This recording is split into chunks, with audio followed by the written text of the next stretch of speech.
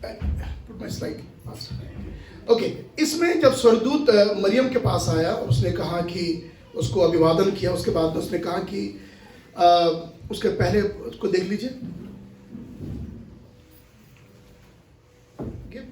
What happened, हाँ उसके पहले देख लीजिए।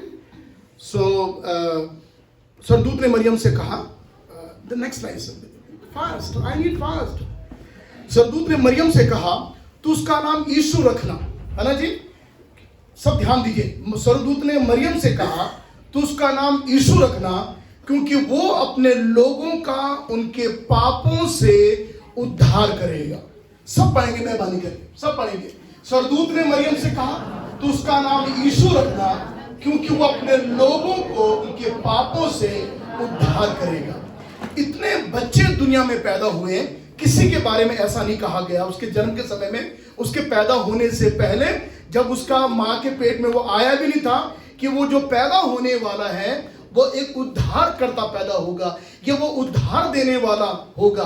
अब इन दिनों में ऐसे उद्धार के बारे में बातें लोग नहीं करते हैं, क्योंकि लोग सोचते हैं ये आउट ऑफ फैशन है। लेकिन मैं ये कहना चाहता हूं कि प्रभु यीशु मसीह का इस संसार में सबसे बड़ा कारण ये था, बहुत ध्यान दीजिए, हम लोग, हमारी मीटिंग का अंत है ये बिल्कुल। सबसे बड़ी बात, प्रभु यीशु का संसार में इसलिए आना था, इसलिए नहीं ताकि आप क्रिसमस मनाएं, इसलिए नहीं ताकि आप नए कपड़े पहने, इसलिए नहीं कि आप चर्च जाएं, इसलिए मतलब नहीं है। प्रभु यीशु का संसार में आने का कारण केवल एक था, ताकि मानव उसके द्वारा उद्धार पाए। देखिए, ये उद्धार की जो प्रतिक्रिया, ये बहुत ही महत्वपूर्ण है। मनुष्य को उद्धार की जरूरत है। बिना उद्धार पाए हुए हमें स्वर्ग नहीं मिल सकता है, स्वर्ग हमको नसीब नहीं हो सकता है। स्वर्ग का जो क्राइटेरिया है या स्वर्ग की जो क्वालिफिकेशन है, वो यही है कि आप इस दुनिया में उद्धार पाए। वेरी इंपॉर्टेंट है जी, क्षमा करें मेरे पास मैसेज और दूसरा है ही नहीं। स्वर्ग जाने का जो तरीका है, स्वर्ग जाने का जो नियम है और जो कानून है, वो यही है कि जब तक आप दुनिया में जीवित हैं, जिंदा हैं, आपको उद्धार पाना जरूरी है। अगर आप उद्धार नहीं पाएंगे तो क्षमा करें मुझे बोलते, मेरी बाइबल बताती है आपको नरक की आग में जाना पड़ेगा। इसीलिए प्रभु यीशु आपसे इतना प्रेम किया कि वो आपको नरक की आग में देख नहीं सकता है। कौन चाहेगा अपना बच्चा उसको आग में फेंक दो? हम नहीं कर सकते। यीशु मसीह आपको और मुझको आग में डाला हुआ देख नहीं सकता है, इसलिए प्रभु स्वर्ग से उतरा ताकि आपको और मुझको आग से झपट के बाहर निकाल दे, हमारा उद्धार हो जाए। बिना उद्धार पाए हुए हम स्वर्ग में नहीं जा सकते हैं। तो देखिए, जब प्रभु यीशु का जन्म हुआ और अभी तक पैदा भी नहीं हुआ था, स्वर्गदूत ने कहा कि तू जो पैदा होगा वो अपने लोगों का उनके पापों से उद्धार करेगा। ऐसे लिखा हुआ है, जब वो पैदा होगा तो ईसाई धर्म बनेगा। क्षमा करें मुझको बोलते हुए, ईसाई धर्म आपका और मेरा बनाया हुआ है। मेरा प्रभु यीशु मसीह ईसाई धर्म बनाने नहीं आया, परंतु वो लोगों का उद्धार करने के लिए आया, ताकि हमारी आत्मा जो है वो नरक जाने से बच जाए। हाँ जी, नेक्स्ट के बाद में साल्वेशन क्या, उद्धार क्या है, उनके लोगों का उद्धार की जो परिभाषा वो ये है। हाँ जी, हम पाप और उसके नतीजों से छुटकारा पाना। ध्यान दीजिए, उद्धार का मतलब होता है जो पाप हम करते हैं उसका जो परिणाम हम भोगते हैं उससे हमारा छुटकारा। सब बोले हालेलुया। अगर हम पाप जो हम लोग कर रहे हैं, देखिए हम लोग पाप कर रहे हैं, हम जो पाप कर रहे हैं, हम बुरा कर रहे हैं, हम बुरा सोच रहे हैं, हम झूठ बोल रहे हैं, लोगों को लूट रहे हैं, चोरी कर रहे हैं, व्यभिचार कर रहे हैं, गंदे काम कर रहे हैं, इसके जो परिणाम है वो बहुत भयानक है ना। हर चीज का परिणाम होता है। तो आप पाप करेंगे, पाप का भी परिणाम होगा, और उस परिणाम से छुटकारा देना ही उद्धार है। अगर आपको उद्धार मिल जाता है, इसका मतलब आप अपने पाप और उसके किए हुए परिणामों से आपको छुटकारा मिल चुका है। हाँ जी, हम आगे बढ़ेंगे उसके बाद में। जो बाइबल में लिखा हुआ है, जो प्राणी पाप करे वही मरेगा। सुनिए, जो पाप करेगा वो मरेगा। तो ना पुत्र अपने अधर्म का भार उठाएगा, ना पिता पुत्र का। धर्मियों को अपने ही धर्म का फल और दुष्ट को अपनी दुष्टता का फल मिलेगा। तो हर एक को हमारे कर्मों का फल हमको मिलेगा। याद रख लीजिए, आपने जैसा किया है, मनुष्य जैसा बोएगा वैसे ही काटेगा। अगर आप आम का पेड़ बोएंगे तो उसमें सेब नहीं लगेंगे। ध्यान दीजिए, अगर आपने किसी को लूटा है तो जिंदगी में आप याद रख लीजिए, मेरी प्रार्थना यह रहे कि कोई आपको भी लूटे, क्योंकि आपने किसी को लूटा है। ये ऐसा होना चाहिए जैसे कुछ कुछ देशों में अगर आप चोरी करेंगे तो आपको हाथ काट देंगे, मालूम है आपको?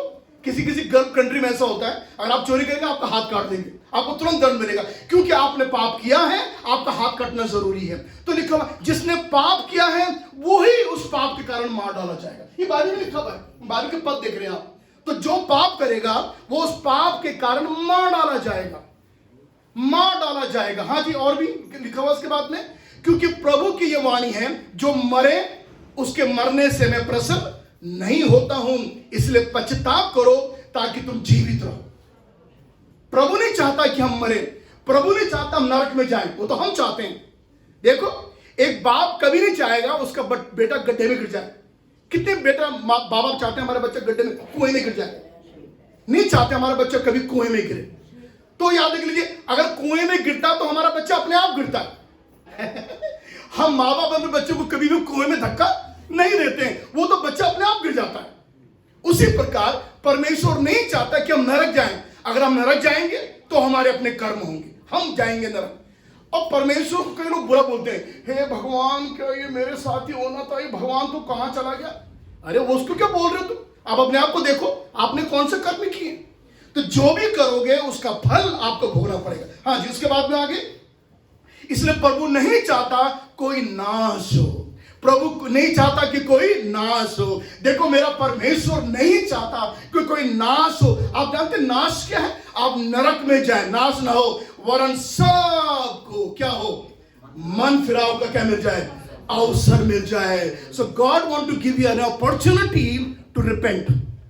प्रभु चाहता है कि आप पश्चाताप करें, प्रभु चाहता है आप मन फिराएं और उस नाश होने से बच जाएं। हाँ जी, आगे उसके बाद में लिखा हुआ है, देखिए एक बड़ा विचार है जो मेरे कहीं से मिला है। मनुष्य इसलिए नरक नहीं जाएगा क्योंकि उसने पाप किया है, लिसन वेरी केयरफुली, परंतु इसलिए जाएगा क्योंकि वो अपने स्वभाव में पापी है, और वो पापी है इसलिए नरक जाएगा, इसलिए वो पाप करता है। तो सुनिए, आपको कोई ऐसी बात करने की जरूरत नहीं है, हम अपने स्वभाव में ही पाप करते हैं। एक छोटे बच्चों को आप मत बताओ बेटा स्कूल जाना और पेंसिल चोरी करके आना, रबड़ चोरी करके आना। देखो, छोटा सा बच्चा नर्सरी का जाएगा, दूसरे के बॉक्स में से पेंसिल रबड़ चोरी करके ले आएगा। देख, हमारे बच्चे भी ले आते, तब घर में पूछते बेटा ये पेंसिल किसकी है? हम तो तुम्हें पेंसिल नहीं दिए थे, किसका पेन लाया हो? तो मालूम चला बेटे ने किसी को चोरी करी। एक छोटे से नर्सरी के बच्चों को चोरी करना कहां से आ गया? सोचिए, मेहमानी करके एक छोटे से बच्चे को बेटा जरा अंकल को दांत दिखा दो, तो कहां से आ गया करना बच्चा? ये स्वभाव है मेरे प्रिय, ये स्वभाव है, पाप का स्वभाव है। बेटा गाली दे दो उनको, एकदम से गंदी गाली, ये स्वभाव है, ये पापी स्वभाव जो हमारे अंदर बसता है। तो इसलिए हम नरक नहीं जाएंगे कि हमने पाप किया, हम इसलिए नरक जाएंगे क्योंकि हम स्वभाव से ही पापी हैं, हमारे नेचर में, हमारे ब्लड में पाप है। ये बात भी बताती है हमको, बड़े अजीब सी बात है। और आगे पढ़ते हैं उसके बाद में, है ना जी। ये बात सच है और हर प्रकार से मानने की योग्य है कि मसीह यीशु पापियों का उद्धार करने के लिए जगत में आया। हालेलुया, यीशु जगत में आया। कहां आया?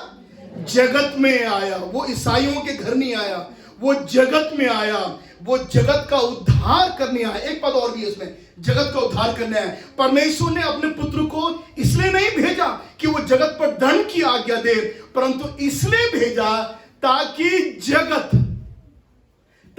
जगत उसके द्वारा उद्धार पाए। आप एक पद को देख रहे हैं यहां पर में, उद्धार पाए, जगत उद्धार। सो प्रभु चाहता है कि हमारा उद्धार हो जाए, हमारे प्राणों का उद्धार हो जाए। उसके बाद आगे हम देखते हैं क्या है इसमें। परमेश्वर चाहता है कि सब मनुष्य को उद्धार हो। हाँ जी, हाँ जी, हाँ जी। वो हमारे उद्धार करता परमेश्वर को अच्छा लगता है, उसको भाता भी है, और वो ये चाहता है कि सब मनुष्य को उद्धार हो। तो सुनिए, बाइबल का परमेश्वर को ये अच्छा लगता है, बाइबल के परमेश्वर को भाता है, बाइबल के परमेश्वर चाहता है। क्या क्या चाहता है? वो क्या भाता है उसको, क्या उसको अच्छा लगता है? कि सब मनुष्य का क्या हो? हालेलुया। बाइबल का परमेश्वर ये नहीं चाहता है कि सब मर जाए, सब नरक में जाए, नहीं, ये बाइबल का परमेश्वर नहीं कहता। बाइबल का परमेश्वर कहता है सबका उद्धार हो जाए। ये परमेश्वर को अच्छा लगता है। गॉड डिलाइट्स, ही लाइक्स, परमेश्वर कि सब मनुष्य को उद्धार हो और वे सत्य को भली भांति जाने। You should know the truth. यीशु ने कहा तुम सत्य को जानोगे और सत्य तुम्हें स्वतंत्र करेगा। यीशु मसीह ने कहा वो मार्ग, और तब यीशु ने कहा वो सत्य और वो जीवन। यीशु ने कहा वो है, वो दूसरा है, वो पहाड़ में बैठा हुआ है, कहीं वो कहीं बैठा हुआ विदेश में, ऐसा बोला प्रभु ने। यीशु ने कहा वो, क्या दावा है। यीशु ने कहा मैं हूं। यीशु मसीह ने कहा मैं हूं, सत्य को जानोगे और सत्य तुम्हें स्वतंत्र करेगा। हाँ जी। उसके बाद में आगे चलकर मैं चुप ना रहूंगा, देखो कितना प्यारा पद है, मैं चुप ना रहूंगा, मैं चैन ना लूंगा। मालूम कितनों ने बाइबल के पद को ध्यान दिया है। परमेश्वर कह रहा है मैं चुप ना रहूंगा, मैं चैन ना लूंगा जब तक आपका उद्धार जलते हुए मशाल के समान दिखाई ना दे। हालेलुया। परमेश्वर चाहता है आपका उद्धार मशाल के समान दिखाई दे। जैसे आप कैंडल लेके खड़े थे, जैसे रोशनी हो रही थी, ऐसा आपका उद्धार भी। जब आप जगत में जाएं, जब आप किसी वैश्याओं के जगह में जाएं, तो वहां पर आप चमक रहे हैं। हालेलुया। आप दारू की भट्टी में जा रहे हैं, आप चमक रहे हैं। बाइबल कहती है ये क्या चमक रहा है। परमेश्वर कह रहा है मैं चुप नहीं रहूंगा, मैं चैन ना लूंगा जब तक आपका उद्धार जलते हुए मशाल के समान दिखाई न दे। और आप जानते हैं मशाल का मतलब क्या होता है?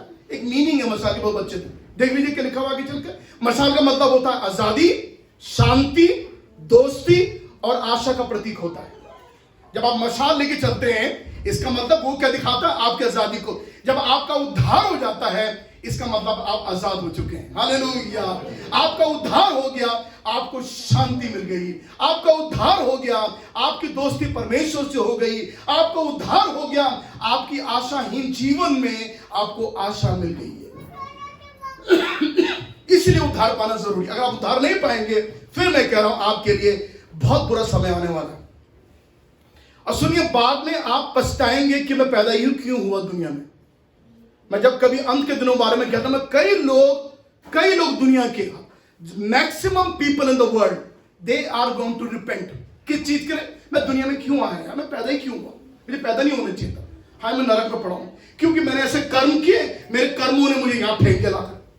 आप हम पछताएंगे अपने जीवन को लेने के बाद में। हाँ जी, आगे पढ़ के उसके बाद में, क्योंकि बाइबल में लिखा हुआ हमारे जो धर्म के काम है, हमारे जो धर्म के काम है, सब मैले चित्रों के समान है।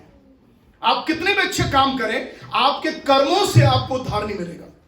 कुछ लोग सोचते हैं गरीबों को खाना खिलाओ, हमको मोक्ष मिल जाएगा। कुछ लोग सोचते हैं हम यात्रा करेंगे, हमको मोक्ष मिल जाएगा। कुछ सोचते हैं हम किसी को कुछ कर देंगे तो मोक्ष मिल जाएगा। आपका मोक्ष आपको नहीं मिलेगा, क्योंकि बाइबल बताती है आपके जितने भी धर्म के काम है वो सब मैले चित्रों के समान है। आप कितना अच्छा काम करें, तो आप बोलेंगे सर वो कैसे होगा। हम आगे देख सकते हैं कैसा हो सकता है। मनुष्य की सबसे बड़ी समस्या आज यह है, परमेश्वर से उसका अलगाव है। अलगाव क्यों है? इस तस्वीर, मुझे तस्वीर बहुत पसंद है। देखिए, एक मनुष्य है जो परमेश्वर के पास जाना चाह रहा है, लेकिन जा नहीं पा रहा है। बीच में एक खाई है। किस बात की खाई है? एक पाप की खाई है ना जी।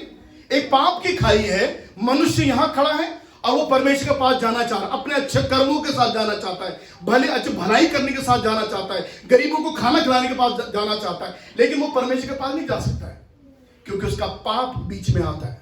और पाप की खाई एक भयानक खाई है। अगर आप उसमें गिर गए तो आप इसमें जल जाएंगे, भस्म हो जाएंगे। तो क्या हुआ? तब परमेश्वर ने अपने पुत्र प्रभु यीशु को संसार में भेजा। जब वो संसार में आया तो प्रभु यीशु मसीह के आने से जो पुल बना है, उस पुल में चढ़ने के बाद लोग आज परमेश्वर के पास पहुंच सकते हैं। हालेलुया। आप अगर ऐसे जाएंगे तो आप गड्ढे में गिर जाएंगे, लेकिन प्रभु यीशु मसीह ने आपके लिए पुल बना दिया है। यीशु मसीह ने आपके लिए ब्रिज बना दिया है। उस पर चढ़कर आप स्वर्ग के राज में, अर्थात सीधे परमेश्वर के पास आप पहुंच सकते हैं। यीशु ने कहा बिना मेरे द्वारा कोई पिता के पास नहीं जा सकता। बिना मेरे द्वारा, यीशु ने कहा अगर आपको परमेश्वर के पास जाना है, उस पवित्र परमेश्वर के पास, वो शुद्ध परमेश्वर जिसने आसमान और जमीन को बनाया, जो शुद्ध और पवित्र है, जिसकी आंखों में पाप नहीं है, वो हम सबका पिता है। इस परमेश्वर के पास जाने के लिए आपकी खाई, आपका पाप विरोधी है, अलगाव लेके आता है, लेकिन यीशु मसीह के द्वारा आप परमेश्वर के पास आप जा सकते हैं। हालेलुया। धन्यवाद हो प्रभु का। हम आगे देखते हैं। उसके बाद में हमारी आत्मा का उद्धार होना जरूरी है।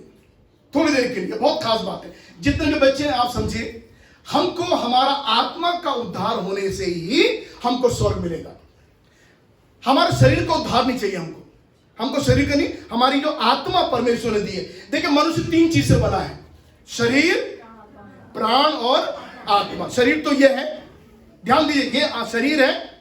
अभी जो मैं बोल रहा हूं ये मेरा प्राण है, मेरा सोल है, और परमेश्वर ने मुझे एक आत्मा दी हुई है जिस कारण से मैं सर्वाइव कर रहा हूं।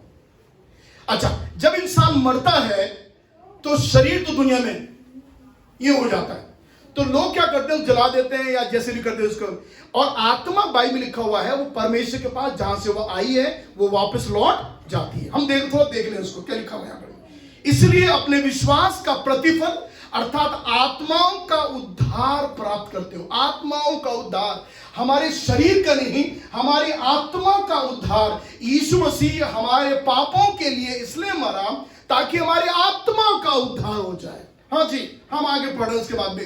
देखिए जब मनुष्य मरता है, इस तस्वीर को आप समझ जाइए, जब मनुष्य के प्राण निकलते हैं उसके निकलने पर उसकी आत्मा जो है वो परमेश्वर के पास लौट जाती है। बाइबल में लिखा हुआ है तब मिट्टी जो है कि तो मिट्टी में मिल जाएगी और आत्मा परमेश्वर के पास जिसने उसको दिया है लौट जाएगी। सब ध्यान दीजिए, ये बातें कोई नहीं सिखाता परंतु मेरी बाइबल मुझे सिखाती है। ओके, आप देख रहे हैं बाइबल के पद में, तो मनुष्य जब मिट्टी में मिलता है आत्मा चली जाती है और शरीर दुनिया में छूट जाता है। अब जब एक बड़ी खास बात है, ये शरीर के द्वारा किए हुए पापों से हम अपने आत्मा को गंदा कर देते हैं, है ना जी। ये शरीर बहुत निकम्मा है, ये झूठ बुलवाएगा, चोरी करवाएगा, व्यभिचार करवाएगा, गंदे काम करवाएगा, और जब मरेगा तो दुनिया में छूट जाएगा, उसका कोई वैल्यू नहीं है। वो आत्मा जो अंदर थी, जो परमेश्वर ने उसको दी थी, एक शुद्ध, एक पवित्र आत्मा, वो आत्मा निकल के बाद परमेश्वर के पास चली जाती है। देखो परमेश्वर ने आपका जब न्याय करेगा तो मालूम परमेश्वर को दंड क्यों देगा, आपको मनुष्य को दंड क्यों मिलेगा? दंड इसलिए मिलेगा, प्रभु कहेगा मैंने तुझे एक शुद्ध आत्मा दी थी, तूने अपने शरीर के किए हुए पापों के कारण तूने आत्मा को गंदा कर डाला है, नरक में जा। माना आप मुझे एक सफेद शर्ट देते हैं, मुझे सफेद शर्ट पहनने का बहुत शौक है मुझे, कभी मैं किसी बोलता हूँ आप मुझे शर्ट सफेद दे दीजिए, और जाने जहां भी गया मुझे लोगों ने सफेद शर्ट दे देते हैं। ये भी मुझे पास जॉबिन ने मर्सी ने दी है शर्ट। अब ये मुझे दे दिया है, कुछ दिनों के बाद में उसको गंदा करके मैं बोलूंगा ब्रदर जॉबिन ये आपके वापस दे दीजिए, मैं पानी कर, मुझे अच्छी नहीं लग रही है। कैसा लगेगा उनको? कैसा लगेगा उनको? वो कहेंगे अरे पास्टर हमने आपको इतनी अच्छी शर्ट दी, सफेद शर्ट दी, और आप गंदा करके मुझे वापस दे रहे। हम ऐसे कर रहे हैं। ईश्वर ने जो आत्मा हमारे अंदर डाली है, पाप करने के कारण से हमारी आत्मा हमने खुद गंदी कर डाली है, और वो आत्मा परमेश्वर के पास वापस जानी, जिससे मनुष्य मरता है शरीर, और उसके बाद शरीर रो रहे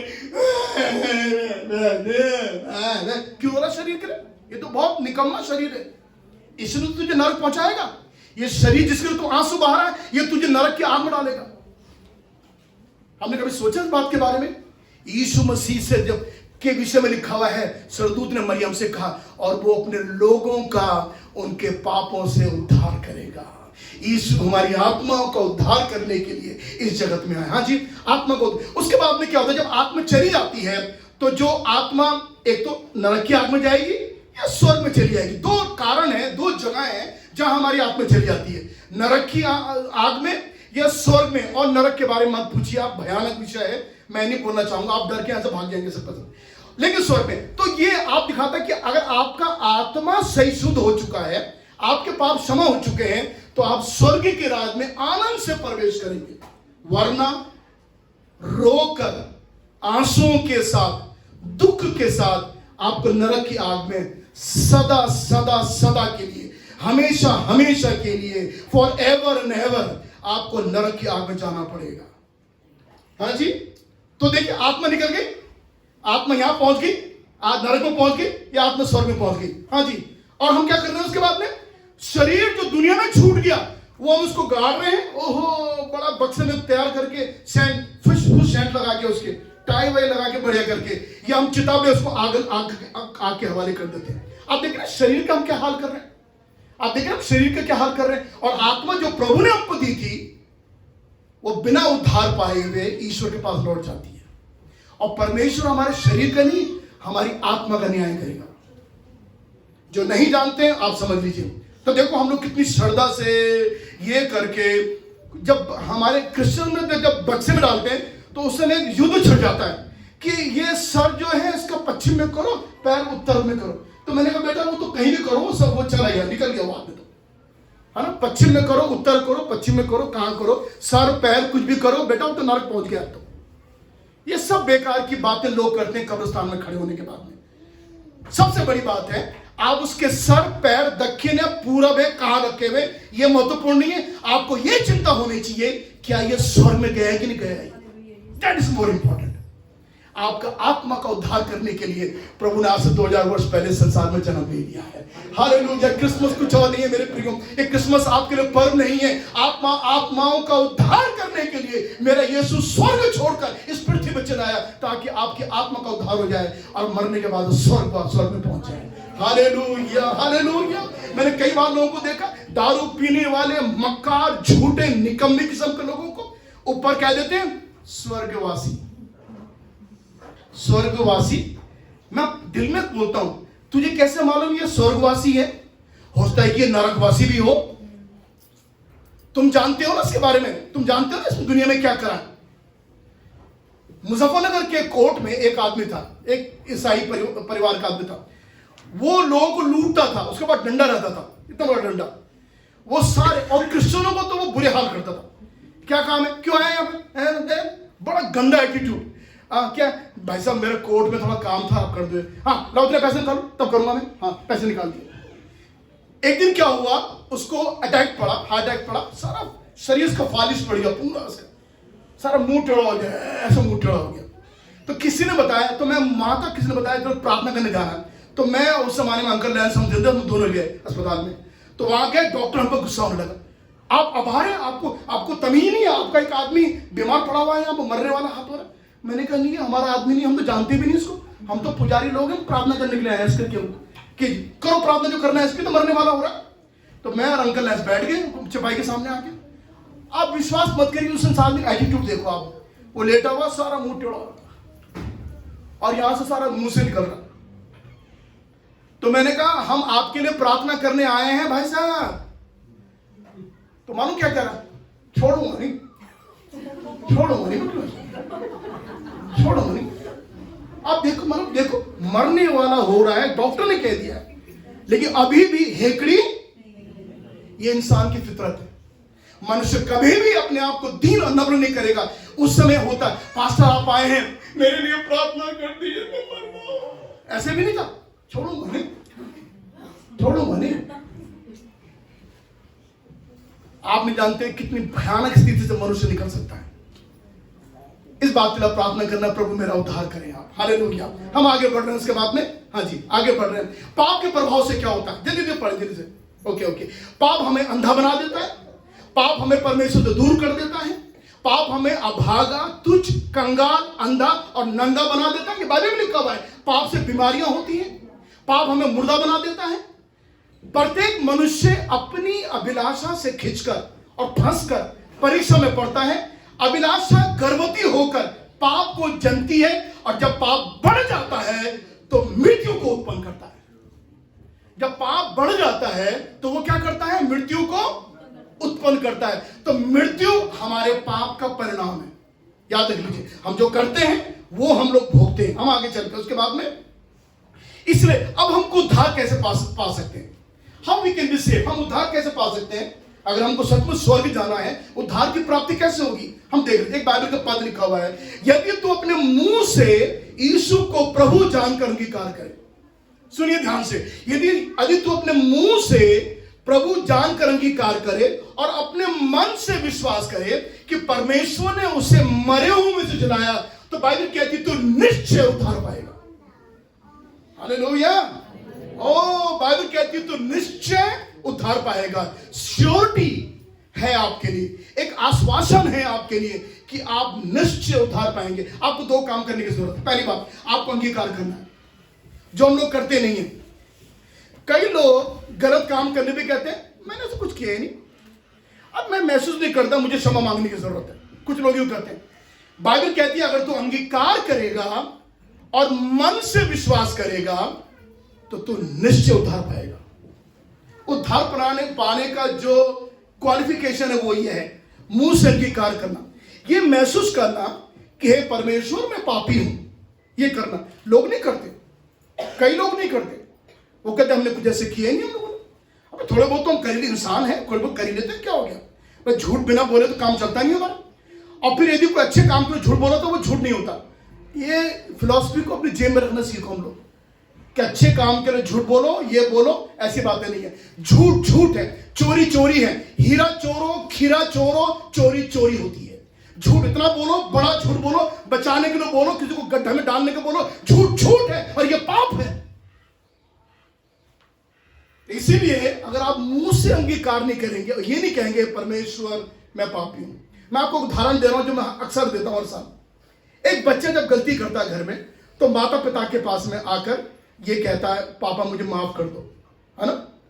माना बेटे ने कुछ गलती करी, माना मुंह से गाली निकाल दी या कुछ चोरी करी है, तो वो क्या करता है, पिता के पास आएगा, क्या पापा मुझे माफ कर दो। आप बताइए कितने पापा हैं जो उसको माफ नहीं करेंगे? बोलिए कितने लोग जो बोलेंगे हम तो नहीं माफ करें, जा तेरे तो हड्डी तोड़ दूंगा तेरे में, तू तो कहीं मर जा तू हमारे लिए। आप ऐसे बोलेंगे बच्चों को? जब बच्चा आपके पास 2 आंसू लेके आएगा और कहेगा पापा मुझे माफ कर दो, पापा मेरी गलती करेगा, आप अंगीकार करें, तुरंत से आपका दिल पिघल जाएगा, आपका दिल मुलायम हो जाएगा। ध्यान दीजिए यहाँ पर। और आप क्या कहेंगे अपने बेटे से, बेटा तो जा बेटा जा खेलने जा, कोई बात। तो मैं एक बात आपसे कहना चाहता हूं, हम जब दुनिया के माँ बाप होकर अपने बच्चों को माफ कर सकते हैं तो मेरा यीशु आज भी जीवित है स्वर्ग में। वो आपको माफ क्यों नहीं करेगा? वो आपको उद्धार क्यों नहीं देगा? वो आपको नई जिंदगी क्यों नहीं देगा? दूसरी बात, आप विश्वास, इसका एक चक्र मैंने बनाया है। जी हम देख लीजिए उस चक्र, ये है इसका उद्धार पाने का ये प्रतिक्रिया है। सबसे पहले अंगीकार, you need to confess, very important. अगर आप अंगीकार नहीं कर रहे, आप कह रहे हो मैंने कोई पाप नहीं किया, मैं ठीक हूं, आई एम फाइन, और आप विश्वास नहीं कर रहे। विश्वास सबसे बड़ी चीज जीवन में मानी जाती है बाइबल में, आपका विश्वास। देखो हम क्या करते हैं, हम परमेश्वर विश्वास नहीं करते। अमेरिका में कुछ होता है तो भारत में विश्वास कर लेते हैं। अमेरिका में कोरोना से 1 लाख मरे, 1 लाख मरे, अच्छा 1 लाख मरे, ये तो मालूम नहीं किसी को। मेरे कुछ फ्रेंड है वो कह रहे थे यहाँ पे एक भी नहीं मरा हमारे शहर में, तो बिना बाद में मीडिया वाले से बना के बातें करते हैं। तो हम क्या करते हैं, इंडिया में बैठकर अमेरिका के बात में विश्वास कर लेते हैं। जहाज में यात्रा करते हैं तो जहाज में एक कुर्सी बेल्ट लगा के बैठ जाते हैं और जहाज चले जाता है 35,000 40,000 ऊपर, वहां पर आराम से हम सफर करते हैं। विश्वास करते हैं ना हम लोग। हम बस में सफर करते हैं, हम बैठ जाते हैं बस की सीट पर, ये भी नहीं सोचते कि बस की सीट के नीचे बम लगा हुआ, ये भी नहीं सोचते, तभी भी आराम से हम बस में बैठ जाते हैं। ठक से कार लेके जाते हैं, कार चलाते हैं, कार की कंपनी पर विश्वास कर लेते हैं, इस कार की इतनी अच्छी कार है, मेरे पास तो बहुत बढ़िया कार है, इसका एक्सीडेंट कभी भी नहीं होगा। और हम ये सोच के कार ड्राइव करते हैं, विश्वास करते हैं। तो दुनिया के हर चीज पे हमारा विश्वास है, केवल एक पे हमारा विश्वास नहीं है, और वो परमेश्वर है जिस पे हमारा विश्वास नहीं है।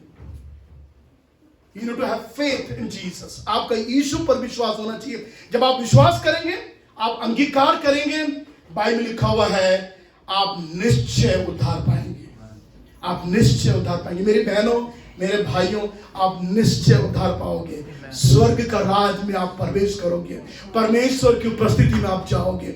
दुनिया छोड़ के जब छोड़ेंगे, लोग भले हमारे रोएंगे, लोग हमको मिस करेंगे, लेकिन स्वर्ग में परमेश्वर आपका स्वागत करेगा।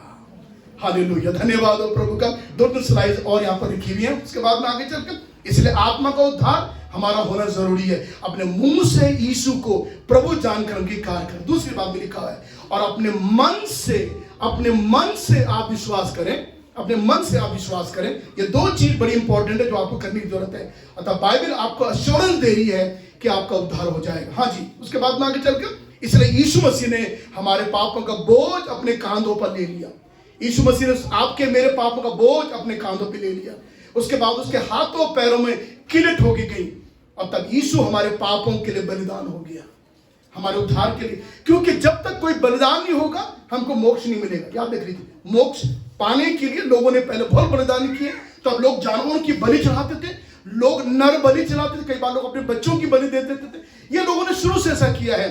तो परमेश्वर का पुत्र प्रभु यीशु मसीह संसार में इसलिए जन्म लिया ताकि एक बार हमेशा के लिए आपका बलिदान का काम हो जाए। आपको बलिदान चढ़ाने की जरूरत नहीं, आपको कोई जानवर की बलि देने की जरूरत नहीं है, आपको मुर्गे बकरे भैंसे बच्चों की बलि देने की जरूरत नहीं है। प्रभु यीशु मसीह ने अपनी बलि देकर आपको उद्धार के लिए तैयार कर दिया। हम आगे देख ले सकते हैं। उसके बाद हमारे पापों की सजा यीशु ने अपने ऊपर ले ली। जो दंड हमको मिलना चाहिए था वो दंड यीशु ने अपने ऊपर ले लिया। हाँ जी, हमारे पापों को क्रूस पर कीलों से जड़ दिया ताकि हमको हमारा शुद्धिकरण हो जाए, हमको क्षमा मिल जाए। हाँ जी, उसके बाद आके हमारे पापों के कारण वो मर गया और उसके बाद में आज वो कहता है, देख मैं तेरे पापों के कारण क्रूस पर चढ़ा, तेरे ही कारण मैं मर गया।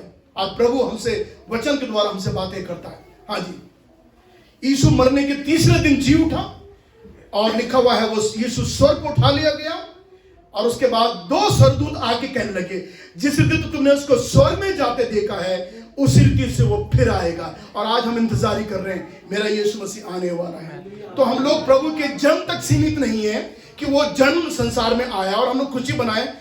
सबसे बड़ा दिन, सबसे बड़ा क्रिसमस आने जा रहा है जब यीशु मसीह बादलों पे आएगा। हर एक आंख उसको देखेगी। कितना अद्भुत होगा, हर लोग उसको देखने जा रहे हैं। धन्यवाद हो प्रभु का। देखिए यीशु जब बादलों पे आएगा, लिखा बाइबल में सारे एक आंख, हर एक भाषा बोलने वाले, हर एक कुल, हर जाति के लोग, सारी दुनिया उसको देखने जा रही है। जब प्रभु यीशु मसीह बादलों पे आएगा, लोग उसको देख के बोलेंगे, अरे ये तो वही है जिसको हमने मार डाला था, अरे ये वही है जिसको हमने सताया था, अरे ये वही है जिसके मुंह पर हमने थूका था, अरे ये तो वही है जिसके हाथों में हमने किले ठोकी थी। यीशु मसीह बादलों में आने जा रहा है। मेरे प्रिय, मैं आपको बताना चाहता हूं, एक गुड न्यूज मैं आपको देना चाहता हूं। आज मालूम है आपको, हर एक के पास मोबाइल है, हर एक के पास मोबाइल है।